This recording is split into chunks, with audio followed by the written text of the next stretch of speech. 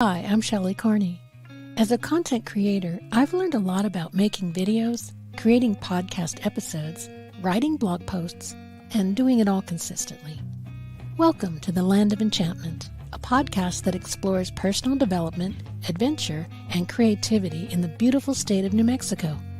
Join me as I share my personal growth journey, explore the Land of Enchantment, and share tips and tricks for content creators.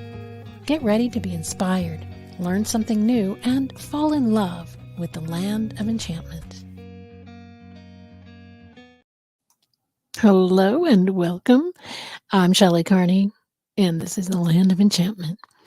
You may have noticed that I updated the intro to the podcast. Over the last few months, I've been playing with it and making the decision about what's this podcast really all about. And as content creators, we know that we can always make those changes. And that keeps us from getting stuck, waiting for it to be perfect before we put anything out there. Go ahead and put it out there and, hone it as you go. And that works, that's what people expect, and they like to see the iterations that you go through. I think it's fun for people to see that. So that's what I'm doing.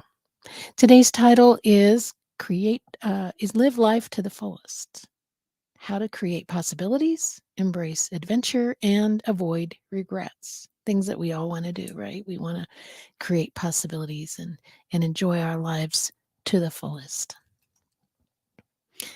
Um, If you're watching the videos, you're going to see a picture of my friend and business partner, Toby. He's standing in his garage, and I'm helping him clear away regrets. I'm helping him clean out his garage to make room for his latest hobby.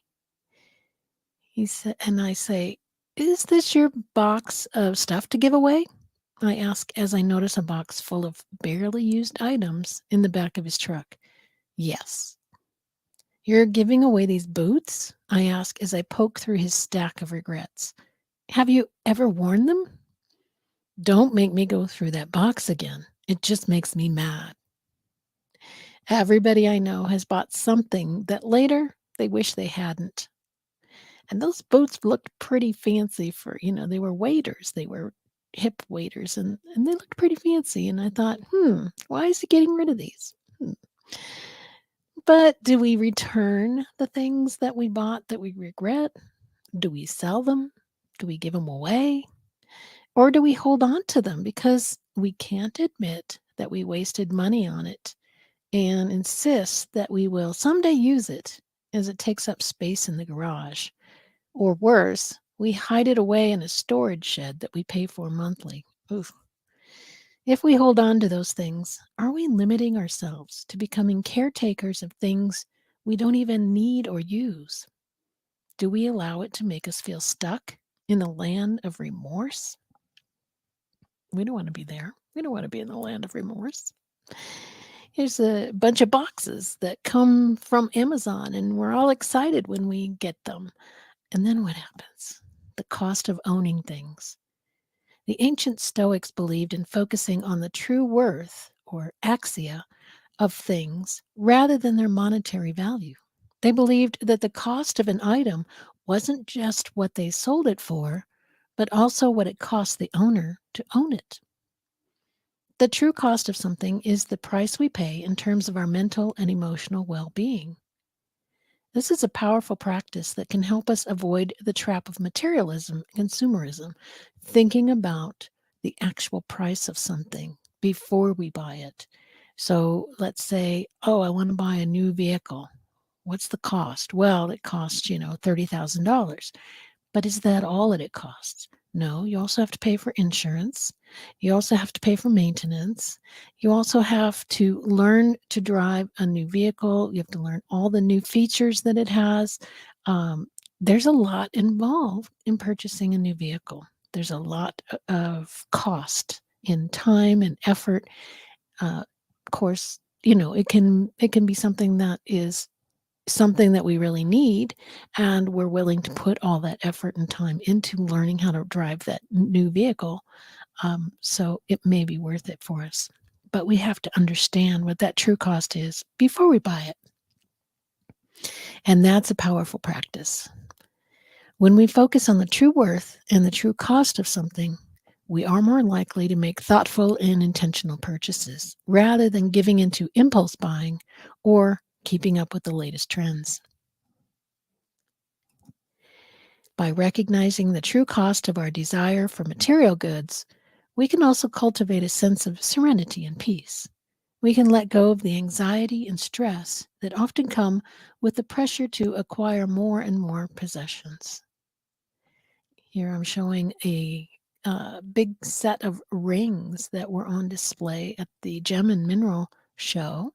And of course, it would be wonderful to own some of that jewelry, but then do you even have enough fingers and ears and places to wear that jewelry? Do you have a place to put it when you're not wearing it? Do you worry about maybe somebody breaking into your home and stealing that jewelry? There's a lot that comes into every single purchase that we make.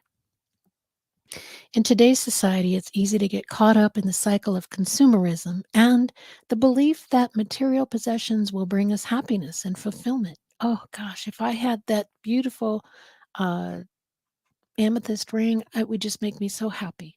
Oh, and that lapis ring, that would go on another finger, and that would make me happy. Are things going to make us happy, or is it something else that makes us happy? The Stoics remind us that true happiness comes from within, and that focusing on the true worth of things can help us cultivate a more peaceful and contented life.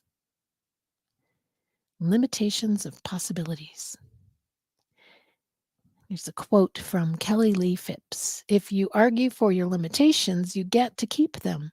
But if you argue for your possibilities, you get to create them. How do we argue for our possibilities instead of our limitations?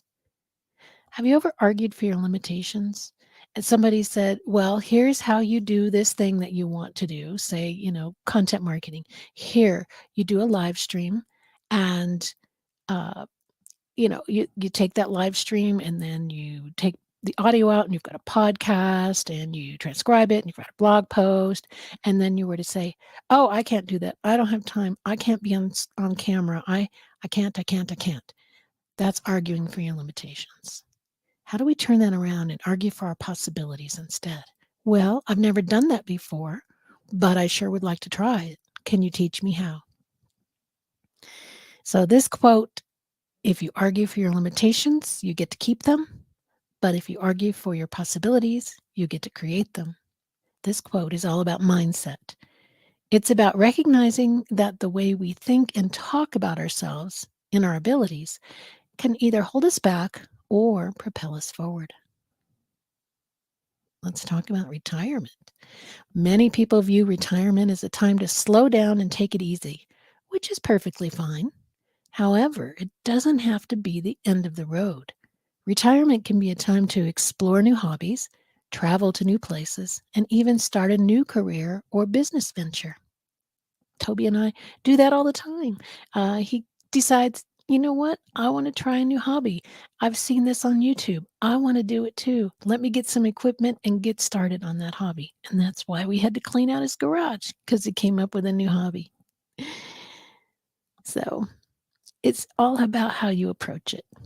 If you argue for your limitations, you might say things like, I'm too old to learn something new, or I don't have the energy to travel. But if you argue for your possibilities, you might say things like, I've always wanted to learn how to paint, or do tin work, or process gold from pay dirt, or whatever it is you've ever wanted to learn. Or I can't wait to visit that country, or that state, or that place I've always dreamed of. By focusing on the possibilities, you open yourself up to new experiences and opportunities. Content creation. Whether you're a blogger, a YouTuber, or social media influencer, there are endless possibilities when it comes to creating content. But it's easy to fall into the trap of thinking that you're not good enough or that your ideas aren't original enough. Maybe if I just get some help from ChatGPT, it'll be so much better. If you argue for your limitations, you might say things like, I'm not smart enough, or I have nothing interesting to say. But if you argue for your possibilities, you might say things like, I have a unique perspective on this topic, or I'm excited to share my passion with others. And a lot of times that comes from having your own experience of that in your own life. And you can share your own stories with people. And that makes it so much more interesting and relatable. By focusing on your strengths and your potential, you can create content that is truly inspiring and engaging. Day trip travel. We love day trip traveling. Whether you're exploring a new city or taking a hike in the great outdoors, day trips are a fantastic way to break up a routine and experience new things. We like to go to museums and we're always learning. And I'm amazed at how much Toby knows when we go to any kind of museum. He seems to know information about it. And it's because he studies up in advance before we go to the museum. So he knows more about what he's seeing and he enjoys it more that way. It's easy to fall into the trap of thinking you don't have the time or the resources to travel. If you argue for your limitations, you might say things like, I can't take time off work, or I don't have the money to travel. But if you argue for your possibilities, you might say things like, I can take a day off and explore a nearby city or museum or whatever it is that's nearby. Or I can plan a budget friendly day trip to a nearby state park or a museum or a library. I was talking to Toby today about an exhibit, a traveling Smithsonian exhibit that is at my local library up the street. And I said, how about if we go there and check that out? And he said, if it's a story to tell, then let's do it. So he is open to those possibilities. Adjusting desires. You can find ways to get around any limitations. And here I'm showing pictures of pieces of a boat that Toby purchased that came in boxes from around the United States, and they're sitting in his garage. And here's a quote. The two happiest days in a boat owner's life are the day you buy the boat and the day you sell the boat. And he had a lot of enthusiasm and excitement when he bought the boat. And since it's been sitting in his garage for 6 months, he's kind of lost that enthusiasm. The the shine has lost its luminescence there. While cleaning the garage and moving the boat and motor around, Toby tells me it's time to sell the boat and trailer. And I said, "But I thought we were going to do day trips with the boat." He said, "There are no close lakes, so every trip would take more than a day. It's just not feasible for us, and I'm too old for the effort it takes. Are you sure I can help?" And he said, "I was reminiscing about sailing, not thinking about the reality and the logistics involved." Toby loves to go out on a boat with his family, and he fondly remembers when he would take his children on sailing trips. When he visits his adult children in Florida or South Carolina, they all go out boating together. But he no longer wants the responsibility of owning a boat. We also want to dig for gold and go prospecting, but we don't have the time and energy to go places where we might find good pay dirt. So instead, we can buy pay dirt online and process it to look for gold at home. There's always ways to get around the difficulties, right? So it's too difficult to own a boat, to put it on the trailer, to go out on a trip, to get it in the lake, all the work that gets involved in preparing and in bringing the boat home and cleaning it up and putting things away. It's a lot of work. Instead, you can take trips or rent a boat or go with your family. Buy pay dirt instead of going out in the field and digging dirt. There are ways to get around it. What limitations can you turn into possibilities? Memories versus reality. As we age, We may reminisce about the activities we enjoyed in our youth, such as boating, skiing, mountain biking, or other physically demanding hobbies. While it's perfectly natural to look back on these memories fondly, it's important to recognize that our physical abilities may have changed. Trying to relive our glory days by participating in these activities again without acknowledging our limitations can lead to disappointment and even injury.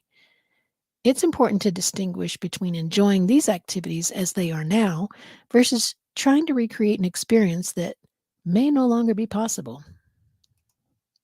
For example, if we used to enjoy biking in our youth but now have trouble with balance or endurance, we can still enjoy cycling by adapting to our current abilities. This may mean using an electric bike or choosing a more leisurely route.